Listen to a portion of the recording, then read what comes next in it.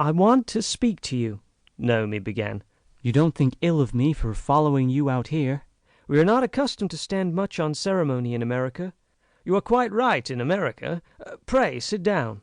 She seated herself by my side, looking at me frankly and fearlessly by the light of the moon.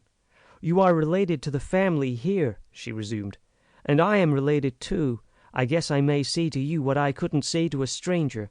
I am right glad you have come here, Mr. LeFrank, and for a reason, sir, which you don't suspect." "Thank you for the compliment you pay me, Miss Colebrook, whatever the reason may be." She took no notice of my reply. She steadily pursued her own train of thought. "I guess you may do some good, sir, in this wretched house," the girl went on, with her eyes still earnestly fixed on my face. "There is no love, no trust, no peace at Morwick Farm. They want somebody here, except Ambrose.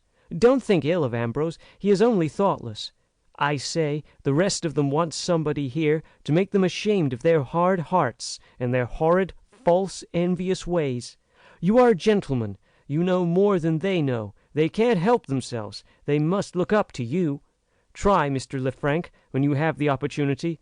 Pray try, sir, to make peace among them. You heard what went on at supper time, and you were disgusted by it. Oh, yes, you were. I saw you frown to yourself, and I know what that means in you Englishmen." There was no choice but to speak one's mind plainly to Naomi.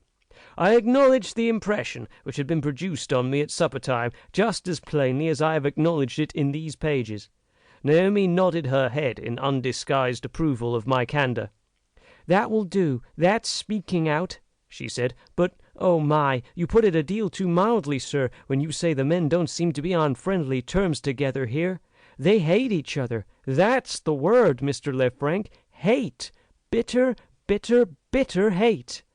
She clenched her little fists. She shook them vehemently, by way of adding emphasis to her last words, and then she suddenly remembered Ambrose. "Except Ambrose," she added, opening her hand again, and laying it very earnestly on my arm. "Don't go and misjudge Ambrose, sir. There is no harm in poor Ambrose."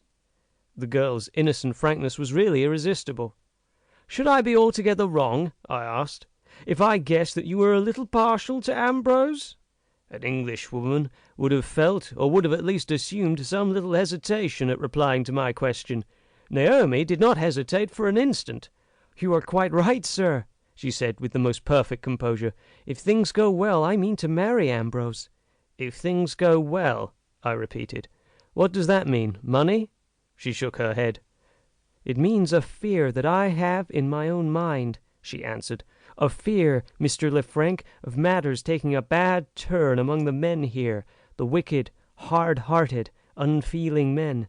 I don't mean Ambrose, sir. I mean his brother Silas, and John Jago.